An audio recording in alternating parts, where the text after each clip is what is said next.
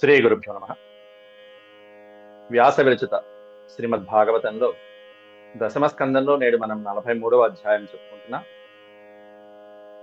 ఈ అధ్యాయంలో కువలయాపీఠం అనేటువంటి ఏనుగుని సంహరించినటువంటి శ్రీకృష్ణ పరమాత్ముడు బలరాముడితో కూడి అక్కడి నుంచి మల్ల యుద్ధం జరిగినటువంటి ప్రదేశానికి వెళ్తూ ఉంటే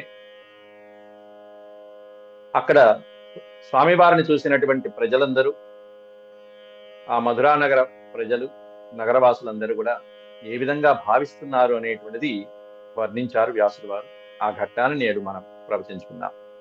ముందుగా భగవత్ స్మరణ చేసుకుని ఈ ప్రవచనాన్ని ప్రారంభించుకుందాం.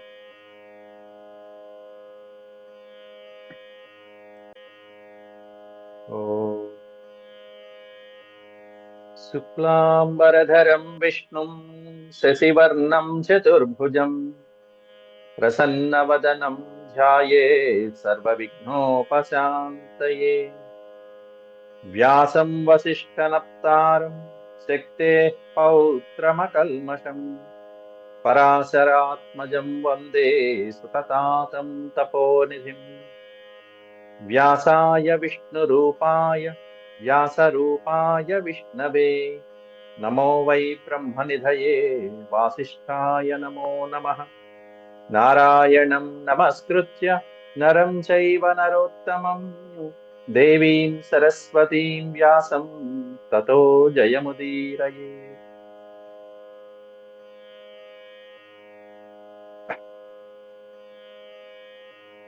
దశమస్కందం 43వ అధ్యాయం. ఇందులో నిన్న గత పాఠంలో మనం 15 శ్లోకాల వరకు 14 శ్లోకాల వరకు ప్రవచించుకోవడం జరిగింది. పతితస్య పదాక్రమ్య మృగేంద్ర ఇవ లీలయా దంతముత్పాట్య తేనేఫం హస్తిపాంశ్చ అహనత్ హరిః. ఆ శ్లోకం 14 శ్లోకం వరకు చెప్పుకున్నాం. కింద పడేసి ఆ ఏనుగుని పదాక్రమ్య మృగేంద్ర ఇవ లీలయ, ఆ మృగేంద్రాన్ని లీలగా కింద పడేసి దాని దంతాన్ని కూడపీకి దాంతోనే తేన ఇభం హస్తిపాంశ్చ, ఆ ఏనుగుని హస్తిప మావటి వాణ్ణి ఆ దంతంతోనే కొట్టి కొట్టి కొట్టి కొట్టి సంహరించాడు శ్రీహరి, శ్రీకృష్ణ పరమాత్మ. ఆ తర్వాత సంహరించిన తర్వాత ఇది ఎంత మొత్తం భూమండలం మీద ఉన్నటువంటి ఏనుగుల్లోనే అత్యంత పెద్ద ఏనుగు. అట్లాంటి కోలయాపీడాన్ని కాస్త పీడ విరగడ చేశాడు శ్రీకృష్ణ పరమాత్ముడు. మృతకం ద్విపముత్సృజ్య దంతపాణి సమావిశత్ హంసన్యస్త విషాణోశ్రు మదబిందుభిరంకితః విరూఢ స్వేద కణికా వదనాం గురుహో బభౌ. ఇక ఆయన చేసినటువంటి ఆ వీరకృత్యం ఏదైతే ఉందో ఆ వీరకృత్యం దానికి గుర్తుగా సింబాలిజం అంటారు. ఆయన వెళ్తున్నటువంటి ఆ మల్ల యుద్ధ ప్రాంగణానికి ఆయన విరగొట్టినటువంటి ఆ దంతాన్ని భుజం మీద పెట్టుకుని హాయిగా స్టైల్గా అలా పెట్టుకుని మృతకం ద్విపముత్సృజ్య, ఆ చనిపోయినటువంటి మృత కళేబరాన్ని, ఆ ఏనుగుని, ఆ మావటి వాడిని అక్కడ వదిలేసి దంతపాణి సమావిశత్, దంతపాణి ఆ విరగొట్టినటువంటి దంతాన్ని ఆ భుజం మీద అలా స్టైల్ గా పెట్టుకుని ఇక లోపల ప్రవేశిస్తున్నాడు, నడుస్తున్నాడు ఇక బలరాముడితో పాటు. హంసన్యస్త విషాణ, విషాణము అనే పదానికి అర్థం కొమ్ము అన్నట్టు. హంసము అంటే భుజం. తన భుజం మీద చాలా చక్కగా సుందరంగా ఉంచుకున్నటువంటి ఆ బలమైనటువంటి ఏనుగు యొక్క విషాణం, కొమ్ముని, ఆ ఏనుగు యొక్క దంతాన్ని అలా పెట్టుకుని నడుస్తూ ఉంటే అప్పటికే యుద్ధం చేసినటువంటి ఆ గజేంద్రుడితో యుద్ధం చేసినటువంటి సందర్భంలో ఆ మదించినటువంటి ఏనుగు యొక్క అసృక్ అంటే రక్తము అని అర్థం. మద బిందు, అంతేకాకుండా ఆ ఏనుగు యొక్క మదజలము, ఆ ఏనుగు యొక్క నెత్తురు, ఆ దంతానికి ఉన్నటువంటి నెత్తురు ఈయన యొక్క శరీరం మీద యుద్ధం చేసిన సందర్భంలో పడినప్పుడు, ఈయన యొక్క శరీరం మీద ఆ మదజలము ఆ రక్తము పడినప్పుడు అంకిత అంటే మరకలు, గుర్తుగా ఆ ఏనుగుతో యుద్ధం చేసినటువంటి గుర్తులు. మన వీర సైనికులు చూడండి, ఎక్కడైనా యుద్ధం చేసి వచ్చినప్పుడు చక్కగా ఒంటి నిండా గాయాలతో వస్తారు, అవే వాళ్ళకి వీర ఆభూషణములు, ఆభరణాలు అవన్నీ కూడా. యుద్ధం చేసినటువంటి వీరులకి ఇదిగో ఇక్కడ దెబ్బ తగిలింది, అక్కడ వాడు కొట్టాడు, ఇక్కడ పాకిస్తాన్ వాడు కొట్టాడు, ఇక్కడ బంగ్లాదేశ్ వాడు కొట్టాడు, ఇక్కడ ఇవన్నీ వాళ్ళకి ఆభరణాలు. ఈ మహానుభావుడు అబ్బే చాలా లీలగా కొట్టాడు కాబట్టి వాటి మచ్చలు, వాటి మరకలు ఏవైతే రక్తం మరకలు, స్వేద బిందువులు ఏవైతే ఉన్నాయో వాటిని గుర్తులుగా కలిగినటువంటి వాడై, మళ్ళీ యుద్ధం చేశారో లేదో నమ్ముతారో లేదో అని చెప్పి ఆ కొమ్ము, ఆ దంతాన్ని కూడా ఓడపీకి మరీ తెస్తున్నాడు ఆయన. విరూఢ స్వేద కణికా వదనాంబురుహో బభౌ. విరూఢ అనే పదానికి అర్థం ఏంటంటే, విరూఢము అంటే ప్రస్ఫుటమైనటువంటి, పైకి లేచినటువంటి అని అర్థం, విచ్చుకున్నటువంటి అన్నట్టు. విరూఢ స్వేద కణిక. వదనాంబురుహం అనే పదం మీకు తెలిసిందే. వదనము అంటే ముఖము, వదనాంబురుహం అంటే ముఖపద్మము. ముఖపద్మం, స్వామివారి యొక్క ముఖపద్మం ఎలా ఉంది అంటే, ఆయన యొక్క ముఖపద్మము ఆ ఏనుగు యొక్క మదజలాలతోనూ ఆ స్వేద బిందువులతోనూ కాస్త శ్రమపడ్డాడు కాబట్టి ఆ స్వేద బిందువులతోనూ ఆ రక్త బిందువులతోనూ విరూఢ స్వేద కణికా వదనాంబురుహో. అప్పుడే సరోవరంలోంచి అలా విచ్చుకుంటూ పైకి వచ్చినటువంటి పద్మం చూడండి మీరు ఒక్కసారి. సరోవరంలో అలా పైకి వచ్చింది, విచ్చుకుంటుంది. విచ్చుకున్నటువంటి ఆ పద్మానికి కాస్త అక్కడక్కడ నీటి బిందువులు కనిపిస్తూ ఉంటాయి, స్వేద బిందువుల్లాగా. అవి ఆ విచ్చుకున్నటువంటి పైకి లేచినటువంటి ఆ కలువకి, ఆ పద్మాలకి ఆ నీటి బిందువులు ఎలా అయితే ఉంటాయో, ఆ స్వామివారి యొక్క ముఖ పద్మానికి ఉన్నటువంటి స్వేద బిందువులు ఎలా ఉన్నాయంటే అలా విచ్చుకున్నటువంటి బిందువులు ఆ పద్మంతో పోల్చారు అక్కడ. విరూఢ వదనాంబురః, పైకి లేచినటువంటి, అలా లేచినటువంటి సరోవరం నుంచి, జలపాతం నుంచి లేచినటువంటి పద్మానికి ఉన్నట్టుగా ఈ స్వామి వారికి ఆ స్వేద బిందువులు, ఆ నెత్తుటి మరకలు, ఆ మదజల బిందువులు ఇవన్నీ కూడా శోభని, మరింత శోభని కలిగిస్తున్నాయి. ఆ విధంగా స్వామివారు ఆయన చేసినటువంటి వీర సాహస కృత్యంతో సోదరుడైనటువంటి బలరాముడితోనూ మరికొంతమంది ఆ వయస్కులైనటువంటి గోపబాలకులతో కలిసి ఇక రంగస్థలం వైపు వెళ్దామని నిశ్చయించుకుంటున్నారు. భృతౌ గోపై కతిపయై, కతిపయై గోపై, కొందరు గోపాలకులు అని. కతిపయై అంటే కొందరు. మిగతా పెద్దవాళ్ళందరూ ముందే వెళ్ళి అక్కడ ఆసీనులు అయిపోయారు. వాళ్ళ యొక్క రంగస్థలం దగ్గర చక్కగా వాళ్ళకి ఆసీను ఏవైతే కేటాయించారో సింహాసనాలు, ఆ ఆసనాలలో కూర్చుని ఉన్నారు పెద్దలు. ఇంకొంతమంది బలరామకృష్ణులు వీళ్ళతో పాటుగా వయస్కులైనటువంటి వాడు కొంతమంది వృతౌ పరివృతౌ వాళ్ళతో కలిసి చుట్టుకుని ఉన్నటువంటి. వృతౌ గోపై కతిపయైర్బలదేవ జనార్దనౌ రంగం వివిశతు రాజన్ గజదంత వరాయుధౌ. బలదేవ జనార్దన ఇద్దరు కూడా వారితో పాటు వచ్చినటువంటి కొంతమంది గోపాలకులతో పాటుగా కూడుకొని వృతౌ కూడుకొని గజదంత వరాయుధౌ. వర అంటే శ్రేష్టమైనటువంటి అనర్థం. ఆ సంహరించినటువంటి కువలయాపీఠం అనేటువంటి శ్రేష్టమైనటువంటి గజము యొక్క దంతాన్ని ఆయుధంగా చేసుకుని అనర్థం. వరా ప్లస్ ఆయుధం, వరాయుధం, శ్రేష్టమైనటువంటి ఆయుధం. ఇంకేం అక్కడ ఏమిటి ఆయుధం అంటే శ్రేష్టమైనటువంటి గజదంతం అనేటువంటి దాన్ని ఆయుధంగా కలిగినటువంటి జనార్దనులు, కృష్ణ జనార్దనులు ఇద్దరు కూడా, కృష్ణ బలరాములు ఇద్దరు కూడా రంగం వివిశతు రాజన్. ఈ రాజన్ అనేటువంటిది పరీక్షిత్ మహారాజుకి సంబోధన.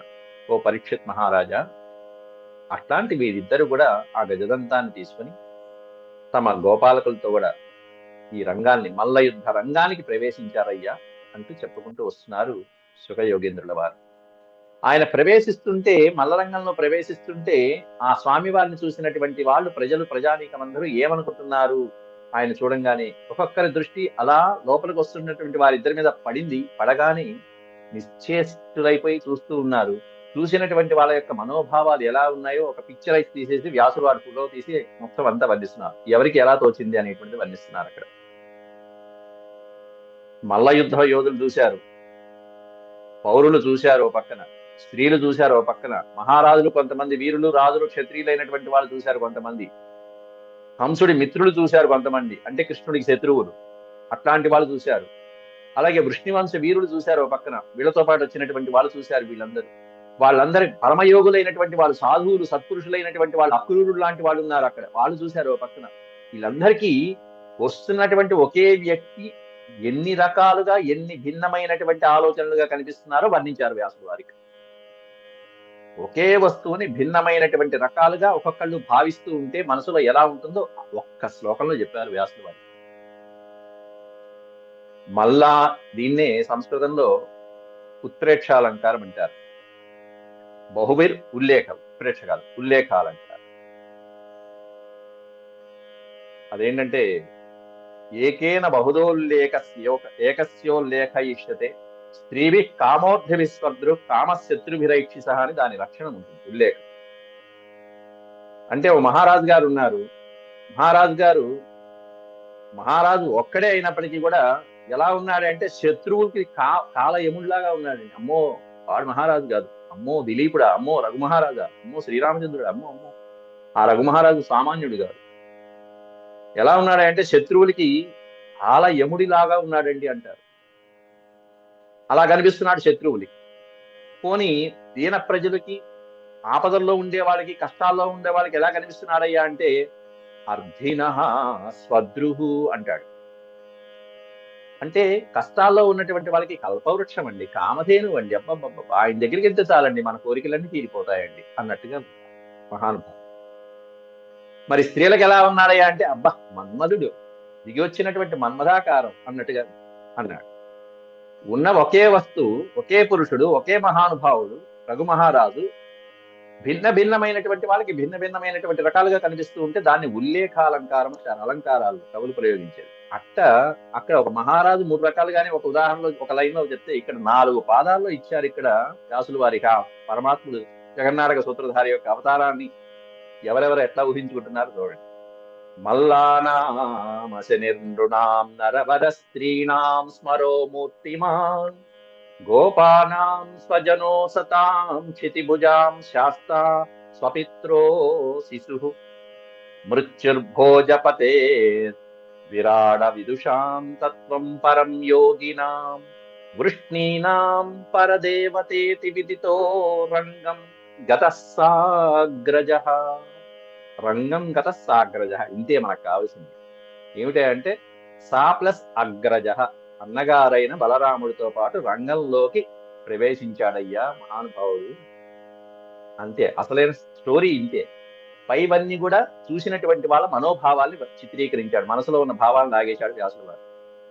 సాగ్రజ రంగం గత, అన్నగారితో కలిసి రంగంలోకి, ఆ మల్ల యుద్ధ రంగంలోకి గత వెళ్ళాడు. అట్లా వెళ్తూ ఆ రంగస్థలం ఆర్చి లోపలికి ప్రవేశించగానే అందరి దృష్టి ఒక్కసారిగా ముఖాలందరూ అటు తిప్పేశారు. కెమెరామెన్ అటు తిప్పేశాడు. వస్తున్నటువంటి వాళ్ళు ఎవరయ్యా అంటే శ్రీకృష్ణ పరమాత్ముడు వస్తున్నాడు. తిప్పంగానే ఆ కెమెరామెన్ అందరి కళ్ళు ఆయన మీదే పడుతున్నాయి. ఆ దృష్టి పడంగానే స్వామివారు, ఇది భగవంతుడిలో ఉండేటువంటి యొక్క పరమతత్వం ఏంటంటే వశీకరణ శక్తి. అది భగవంతుడి యొక్క లక్షణం. ఎక్కడ వశీకరణ ఉంటుందో అక్కడ భగవంతుడు ఉన్నట్టే, ఇంక చెప్పక్కల్లా. స్వామివారి తిరుమలలో ఆ ఉత్సవం, స్వామివారి మూర్తిని చూడంగానే అందరూ అలా వశీకరణ అయిపోతున్నారు. అబ్బబ్బబ్బా అనుకుంటున్నామంటే దాని అర్థం భగవంతుడు అక్కడ నుంచి ఉన్నాడు. అక్కడ మనకి అభయ హస్తాలను ఇస్తూ ఉన్నాడు అక్కడ స్వామివారు. అంతే, అది భగవంతుడి యొక్క లక్షణం. అట్లా అందరి దృష్టి, అంతమంది వేల మంది అక్కడ ఉంటే వాళ్ళందరి దృష్టి ఆయన మీద పడంగానే ఎలా ఉంది? మల్లాన మొట్టమొదట మల్ల యుద్ధ వీరులతో ప్రారంభించాడు. మల్ల యుద్ధం చేయడానికి వచ్చినటువంటి చానూరు ముష్టికుడు మొదలైనటువంటి వాళ్ళు ఎవరైతే ఉన్నారో వాళ్ళకి శ్రీకృష్ణ పరమాత్ముడు ఎలా తోచాడంటే అశని. అశని అంటే పిడుగు. అశని అంటే ఓ పిడుగు. అమ్మో మన పాడి పిడుగు, వజ్రాయుధం, అమ్మో అమ్మో వచ్చేసింది. ఇంకేముంది, మన గుండెల్లో పిడుగు పడ్డట్టే. వాళ్ళ జాతకాలు తారుమారైపోతాయి ఈ పిడుగుతో. మల్లానామశని నృణాం నరవరః. నృణాం నరవరః. నరవరః అంటే నరశ్రేష్ఠుడు, మహారాజు అని. ఎవరికి మహారాజులా కనిపిస్తున్నట్టు అంటే పౌరులకి, ప్రజలకి, మానవులకి, నరులందరికీ కూడా ఆహా మనల్ని పాలించడానికి వచ్చినటువంటి నరవరుడు, నరశ్రేష్ఠుడు, ఈయన కదా మహారాజు అంటే. మనల్ని పాలకుడు అంటే రక్షించేవాడు, మనల్ని రక్షకుడు వచ్చాడ్రా, మన రక్షకుడు వచ్చాడ్రా అనుకుంటున్నారు నరులందరూ కూడా. స్త్రీణాం స్మరః మూర్తిమా. స్త్రీలందరూ ఏమనుకుంటున్నారయ్యా చూసిన స్త్రీలందరూ అంటే స్మరః. స్మరః అంటే మన్మథః. ఎట్లాంటి మన్మధుట? మూర్తిమాన్ స్మరః, రూపం దాల్చినటువంటి స్మరుడు. ఆ స్మరుడు వాడి బంధ, వాడికి ఆకారం లేదు, పాడు లేదు. శివుడు కాల్చి బూడిద చేస్తే ఇంకెక్కడ ఆకారం ఆ స్మరుడికి, ఆ మన్మధుడికి? ఈయనరా స్మరుడు అంటే, అసలైన స్మరుడు అంటే ఈయన. మూర్తిమాన్ స్మరః, విగ్రహాన్ని రూపు దాల్చినటువంటి అసలైనటువంటి అందగాడు మన్మధుడు అంటే ఈయన. ఆ మన్మధుడు కాదు, ఈయన మన్మధుడు అంటే. స్త్రీణాం స్మరో మూర్తిమాన్ అనుకుంటున్నారు. గోపానాం స్వజనో, గోపానాం స్వజన, చూసినటువంటి గోపాలకులు ఉన్నారే, మధురా నగరంలోనూ ఉన్నారు గోపాలకులు, బృందావనం నుంచి వచ్చినటువంటి గోపాలకులు ఉన్నారు. ఇప్పుడు అందరూ చక్కగా కలిసిపోయారు, భాయి భాయి. ఇంతవరకు పాపం దూరం అయిపోయి ఉన్నారు ఇన్నాళ్ళు 14 సంవత్సరాలు, ఇప్పుడు కలిసిపోయారు. గోపానాం, అటువంటి గోపాలకులకందరికీ కూడా స్వజన, స్వజన ఆత్మీయుడు, మనవాడు, మన బంధువులాగా ఉన్నాడు వాళ్ళందరికీ కూడా. ఒకే కృష్ణుడు భిన్న భిన్నమైనటువంటి వాళ్ళకి భిన్నమైనటువంటి రూపాలలో కనిపించడం అనేటువంటిది ఉల్లేఖాలంట. గోపానాం స్వజన, పక్కన ఒక పదం ఉంది చూసారా, సతాం అని మాత్రమే కనిపిస్తుంది, కానీ దాని పక్కన ఒక సింబల్ ఉంది, 2 అనే ఆకారం, ప్రెస్లేష్, ఆకార ప్రెస్లేష్ అంటారు. కాబట్టి దాన్ని చదివేటప్పుడు అసతాం, సతాం అంటే సజ్జనులు, అసతాం అంటే దుర్జనులు. సజ్జనులు కానటువంటి వాళ్ళు, దుర్మార్గులైనటువంటి వాళ్ళకి క్షితిభుజాం శాస్త, శాస్త అంటే శాసించేవాడు, క్షితిభుజాం శాస్త, భూమిని పరిపాలించేటువంటి మహారాజు ఏ విధంగా అయితే శాసిస్తూ ఉంటాడో అలా శాసించేటువంటి శాసకుడిలాగా ఉన్నట్ట దుర్మార్గులైనటువంటి వాడు. అరే తప్పు చేస్తే అంతే దెబ్బ పగిలింది అన్నట్టుగా కొట్టేస్తున్నాడు అన్నట్టుగా శాసించే వాళ్ళగా ఉన్నాడు. దుర్మార్గులైనటువంటి వాళ్ళని శాసించే వాళ్ళలాగా ఉన్నాడు. అసతాం క్షితిభుజాం శాస్తా స్వపిత్రో శిశు. కొంతమంది పిల్లలు కూడా ఉన్నారు అక్కడ, చంటి పిల్లలు కూడా ఎత్తుకుని వచ్చేసారు. ఇంకేముంది అసలు అక్కడ, ఆ మల్ల యుద్ధ రంగంలో వచ్చినటువంటి ఆడియన్స్ అందరూ కూడా ఈ చాడూర ముష్టిగాదులు చేసినటువంటి మల్ల యుద్ధం చూడటానికి కాదు వచ్చింది, ఇదిగో ఈ పరమాత్ముడు దర్శనానికే వచ్చింది. ఈ మహానుభావుడు వస్తున్నారు, హీరో గారు వస్తున్నారు అన్నప్పటికీ గ్యాలరీలు ఫుల్ అయిపోయినాయి. ఎట్లా వచ్చారట, కుటుంబాలతో పాటు, అందుకని అక్కడ శిశువు అని కూడా పెట్టారు. చంటి పిల్లలు కూడా తీసుకుని వచ్చేసారు, చిన్నపిల్లలు కూడా. ఆ పిల్లలకి ఎట్లా ఉన్నారంటే స్వపిత్రోహ శిశు, ప్రేమానురాగాలని పంచేటువంటి తండ్రిలాగా ఉన్నారట స్వామి అక్కడ. ఇంకేం కావాలండి ఆ ప్రేమ భావన? ఈ ప్రేమ భావన అద్భుతమైనటువంటి రీతిలో వర్ణించారు మనకి వ్రజంలో. బ్రహ్మదేవుడు చేసినటువంటి సృష్టిలో బ్రహ్మదేవుడికి గర్భభంగం కలిగించాలని చెప్పి శ్రీకృష్ణ పరమాత్ముడు చేసినటువంటి మాయలో బ్రహ్మదేవుడు అందరినీ, గోపాలకులందరినీ గుహలో పెట్టేసినప్పుడు ఆ 3 ఏళ్ల ప్రాయంలో ఉన్నటువంటి శ్రీకృష్ణ పరమాత్ముడు వేలాది మంది గోపాలకుల రూపంలో, వేలాది మంది వత్సల రూపంలోనూ అక్కడ బృందావనంలో వసించినప్పుడు తల్లిదండ్రుల యొక్క ప్రేమలు వృద్ధి చేశాడు. అక్కడ వత్సల రూపంలో ఉండి అక్కడ ధేనువుల పట్ల ప్రేమని వృద్ధి చేశాడు. అక్కడ అట్లాంటి స్వామి ఇప్పుడు 14 ఏళ్ల ప్రాయంలో ఇక్కడికి వచ్చేటప్పటికి చూసినటువంటి ఒక చూపులోనే పిల్లలందరూ, ఆ ప్రాణులందరూ ఈయన కదా తండ్రి, రక్షించేవాడు. తండ్రి అంటే రక్షకుడు, పోషకుడు, భరించేటువంటి వాడు, అంతేకాకుండా వినయ విధేయతలు నేర్పేవాడు, సంస్కారాదులు నేర్పేటువంటి వాడు తండ్రి. అట్టా శిశువులందరికీ కూడా తండ్రిలాగా భావన కలిగించారు స్వామి. ఇంకోడు అసలైనటువంటి వాడు మృత్యుర్భోజపతే, భోజపతికి, భోజపతి అంటే భోజ మహారాజు అయినటువంటి, ఆ భోజరాజ్యాన్ని పరిపాలించేటువంటి కంసుడికి మృత్యు దేవతలాగా కనిపించాట, సాక్షాత్కరించాట. స్వామివారి సాక్షాత్కారం అప్పుడే కలిగేసింది వీడికి. అప్పుడే ఎట్లా కలిగిందంటే, నా మృత్యు వచ్చేసారు స్వామి అనుకున్నాడు. మృత్యోర్భోజపతే విరాడ విదుషాం తత్వం పరం యోగినా అన్నాడు అక్కడ. విరాడ విదుషే, ఈ పదాన్ని విడతీస్తే విరాట్ అవిదుషాం. విదుషాం అంటే పండితులు, పక్కన ఆ అని అక్షరం ఉంది. అవిదుషాం, పండితులు కానటువంటి వాళ్ళకి, పండితులు కానటువంటి వాళ్ళు అంటే మూర్ఖులైనటువంటి వాళ్ళకి విరాట్ స్వరూపంగా కనిపించారు ఆయన. అలాంటి విరాట్ స్వరూపమే అక్కడ దుర్యోధనాలను కూడా చూపించాడు, అక్కడ మూర్ఖులు కూడా చూపించాడు.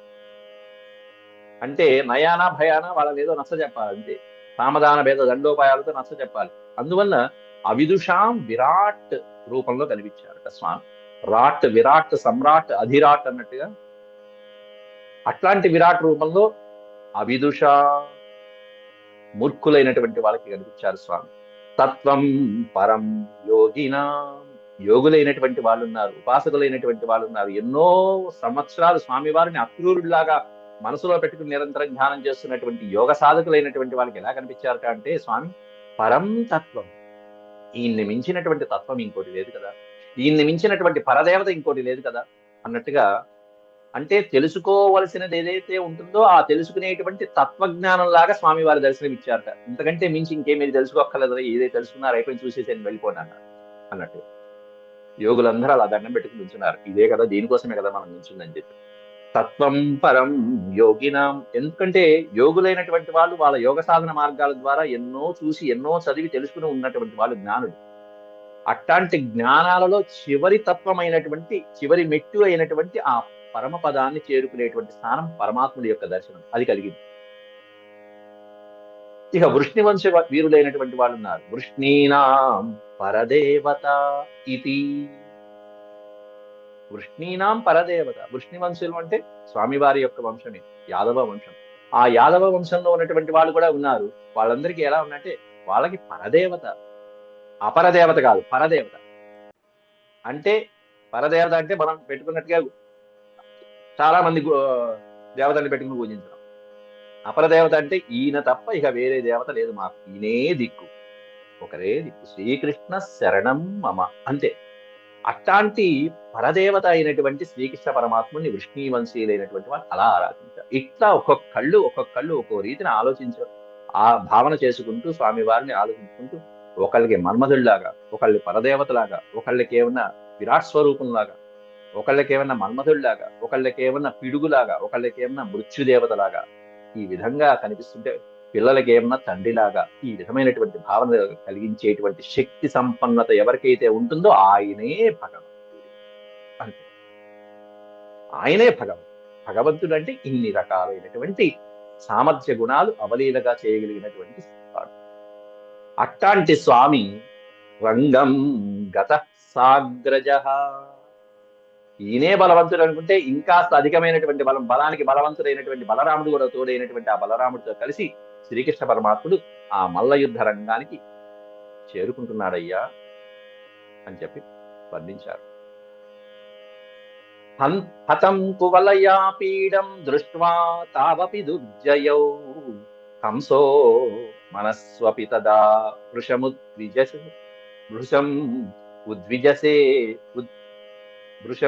ఉద్వివిజే నృప. ఉద్వివిజే నృప. ఓ పక్కన ఈ కృష్ణ బలరాములిద్దరు ఇక్కడికి ప్రవేశించారు అంటే దాని అర్థం ఏమిటి? అక్కడ తాను పెట్టినటువంటి ఏదైతే కువలయాపీఠం అనేటువంటి ఏనుగు ఉందో ఆ ఏనుగుని దాటుకుని వచ్చాడనే అర్థం అక్కడ. కాబట్టి సింహద్వారం దగ్గర ఈ వీళ్ళు రాగానే సంహరించడానికి మావటి వాడిని ఇచ్చిదిగో ఈ ఏనుగుని ప్రేరేపించరా అబ్బాయి అని చెప్పి ప్రేరేపించిన కువలయాపీఠాన్ని పెడితే వీళ్ళు ఇక్కడ దాకా వచ్చారంటే ఆ హాల్ట్ దాటుకుని వచ్చేసారు, అర్థమైపోయింది కంసుడికి. హతం కువలయాపీఠం దృష్ట్వా. పైగా కంసుడితో పాటు అందరికీ తీయాలని వీళ్ళందరూ దంతాన్ని కూడా చక్కగా భుజాన్ని వేసుకుని వచ్చేశారు బలరామకృష్ణుడు. హతం కువలయాపీఠం దృష్ట్వా తావపి దుర్జయౌ.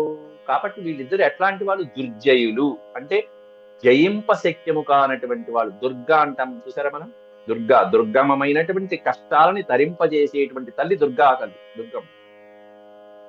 అట్లా దుర్జయౌ జయింప శక్యము కానటువంటి వాళ్ళు వీళ్ళిద్దరు అని చెప్పి అర్థం చేసుకున్నాడు ఇప్పటికీ ఈ మూర్ఖుడు కంసుడు. అప్పుడు కంసో మనస్వపి. మనస్వపి అనే పదం ఉంది చూసారా, మనస్వపి అంటే వాడు ఎంత ధీరుడైనటువంటి వాడైనప్పటికీ కూడా, గంభీరమైనటువంటి ధైర్యవంతుడైనప్పటికీ కూడా కంసుడిలో సదా భృశం ఉద్వివిజే నృప. భృశం ఉద్విజం. భృశం అంటే మిక్కిలి కంగారు పడిపోయాడు, అంటే వాడికి బీపీ పెరిగిందని అర్థం అక్కడ. ఎప్పుడైతే బలరామకృష్ణుని చూసారో వీడి బీపీ 200 దాటి 300 400 వెళ్ళిపోయింది. ఇంకంతే, ఇంకొద్ది క్షణాల్లోనే వీడి విగడయలు మొత్తం అన్ని ముంచుకొస్తున్నాయి అంటూ హే నృప అంటూ పరీక్షిత్ మహారాజుకి సుఖయోగేంద్రుల వారు చెప్తున్నారు. అట్లాంటి శ్రీకృష్ణ బలరాములు ఇద్దరు కూడా ఎలా చక్కగా ప్రకాశిస్తున్నారు రంగస్థలంలో. తౌ రేజతౌ రంగగతౌ మహాభుజౌ విచిత్ర వేషాభరణ స్రగంబరౌ యథా నటా ఉత్తమ వేషధారిణౌ మనక్షిపంతౌ ప్రభయా నిరీక్ష్యత. తౌ అంటే బలరామకృష్ణులు ఇద్దరు కూడా రేజతు ప్రకాశిస్తున్నారు, శోభాయమానంగా ఉన్నారు అని అర్థం అక్కడ రేజతు అంటే. తౌ ఎక్కడ? రంగగతౌ మహాభుజౌ.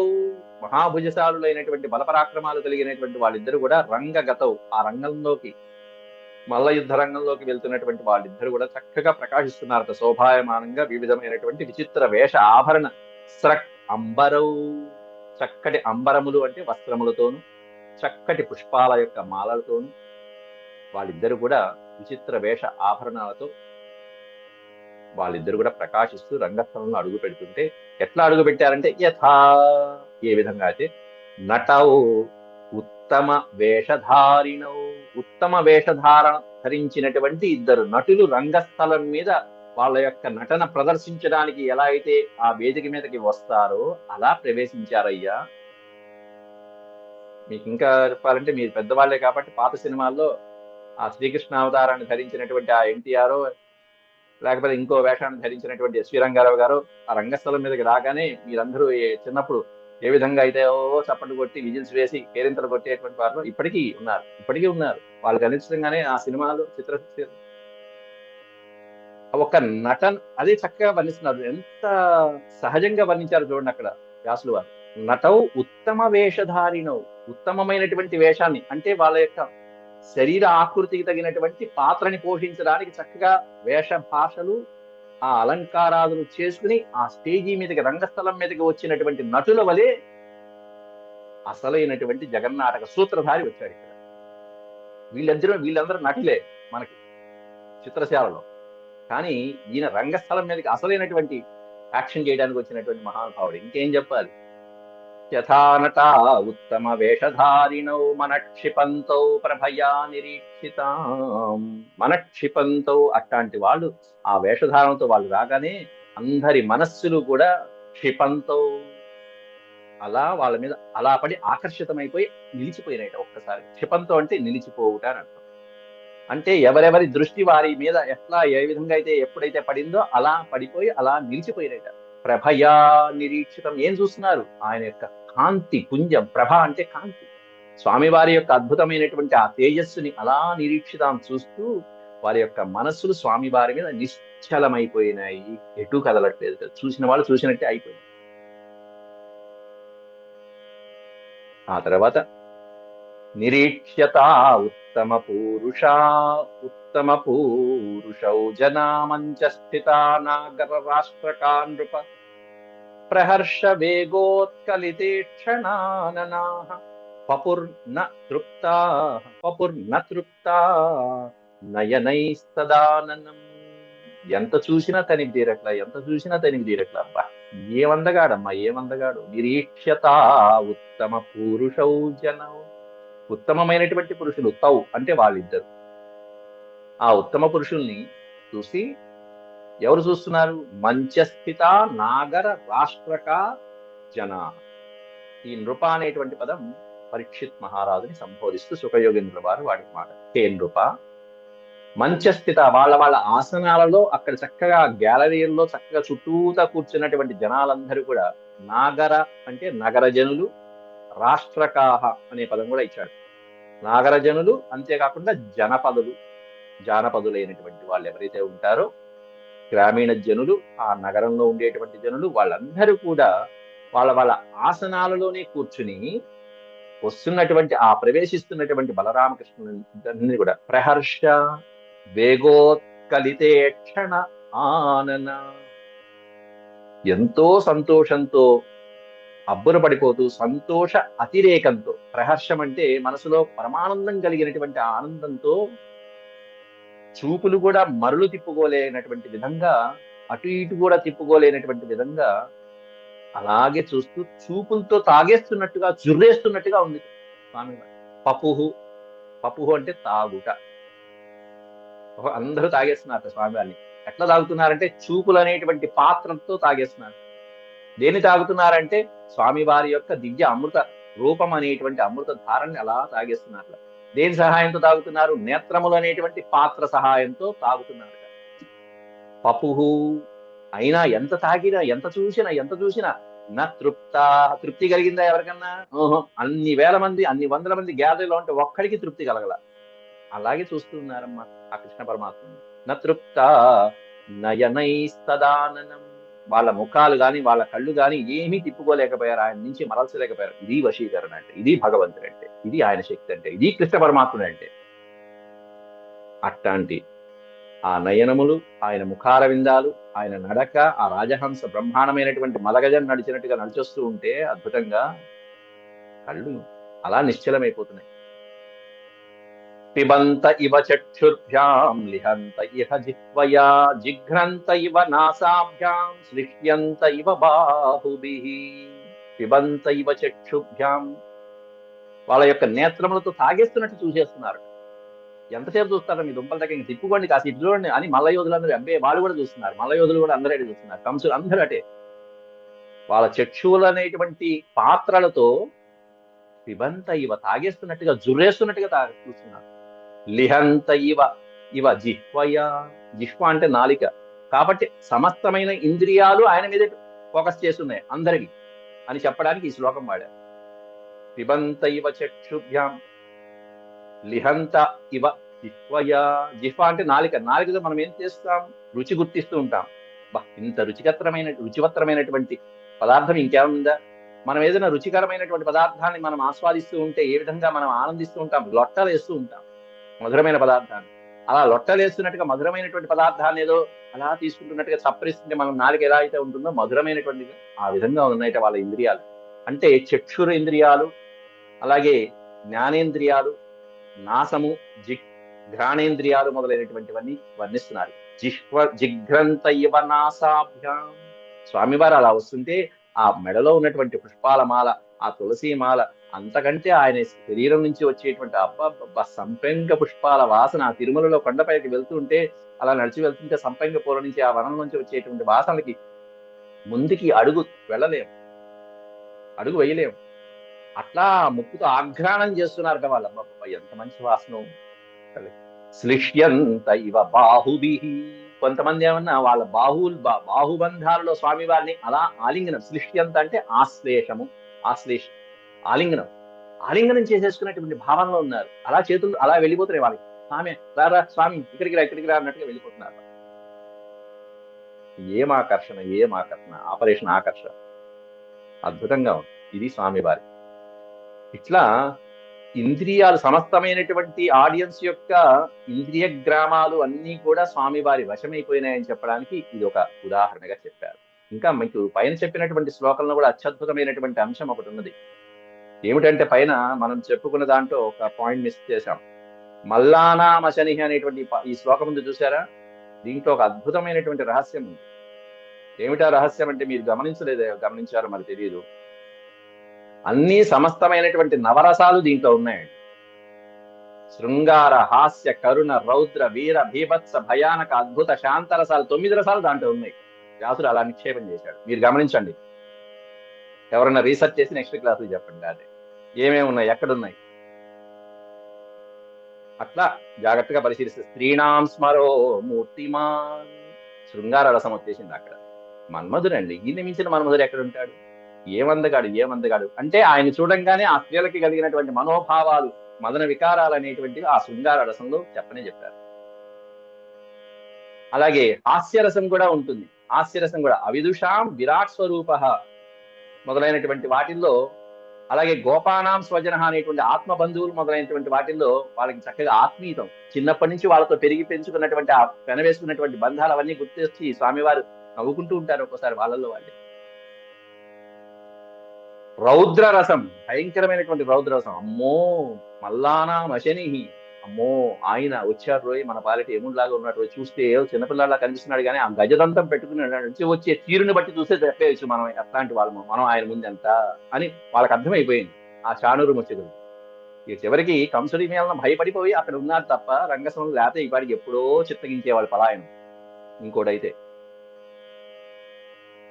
రౌద్ర, వీర, భీభత్స, భయానక, అద్భుత రసాలు కూడా ఉన్నాయి. అన్నీ ఉన్నాయి. జాగ్రత్తగా పసిగట్టి రేపు రీసెర్చ్ చేసి చెప్పండి మొత్తం అంతా, ఏ విషయం ఎక్కడెక్కడ ఉందో. అంతవరకు సెలవు. ఓం శాంతి శాంతి శాంతి. ఏదక్షర భ్రష్టం మాత్రాహీనం చేయద్భవేత్ తత్సర్వం క్షమ్యతాం దేవ. నారాయణ నమోస్తే. సర్వం శ్రీకృష్ణార్పణమస్తు. హరి ఓం.